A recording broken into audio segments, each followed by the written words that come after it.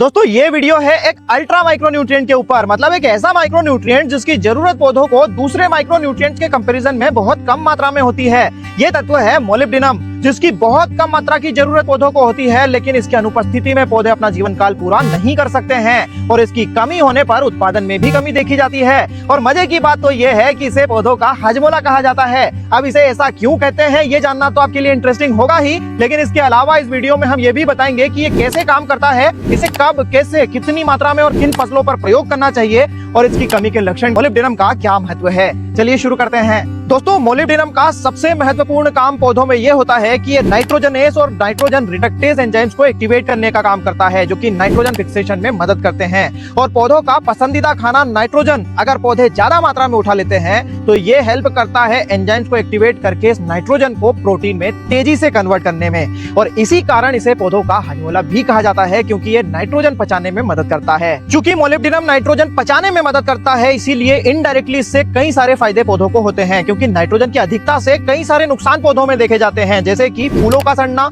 फलों का सड़ना, फूल से फल में कन्वर्जन कम होना, फल का टेस्ट खराब होना, फल की शेल्फ लाइफ खराब होना और शुगर रिवर्स होना। और ऐसी सभी समस्याओं से मोलिब्डेनम पौधों को बचाता है। इसके अलावा मोलिब्डेनम नई ब्रांचेस के विकास में और स्टार्च संश्लेषण में भी मदद करता है। दोस्तों मोलिब्डेनम की रिक्वायरमेंट वैसे तो हर फसल को होती है, लेकिन ऐसी फसलें जिनकी जड़ों में गांठें बनती है, जनरली दलहनी और तिलहनी फसलें और फूल गोभी और इसी फैमिली की दूसरी फसलों को भी मोलिब्डेनम की रिक्वायरमेंट ज्यादा मात्रा में होती है। मोलिब्डेनम की कमी को पहचानना थोड़ा सा कठिन है, क्योंकि इसकी कमी के लक्षण दूसरे कुछ तत्वों की कमी के लक्षणों से मिलते जुलते होते हैं। ये पुरानी पत्तियों में नजर आते हैं, जिसमें शिराएं तो हरी रहती हैं, लेकिन पत्तियां पीले रंग की होने लग जाती हैं। कई बार पीले धब्बे दिखाई देते हैं, पत्तियां ऊपर की तरफ मुड़ने लग जाती हैं, विकृत हो जाती हैं और धारियां ब्राउन रंग की होकर सूखने लग जाती है। फूलगोभी में विप्टेल वाली समस्या मोलिब्डेनम की कमी का सबसे अच्छा उदाहरण है। मोलिब्डेनम की कमी जनरली कम पीएच वाली मिट्टियों में देखी जाती है, क्योंकि अम्लीय मिट्टियों में इसकी उपलब्धता प्रभावित होती है। तो ऐसी स्थिति में हमें चूने का प्रयोग करना चाहिए, जिससे कि पीएच बैलेंस हो सके।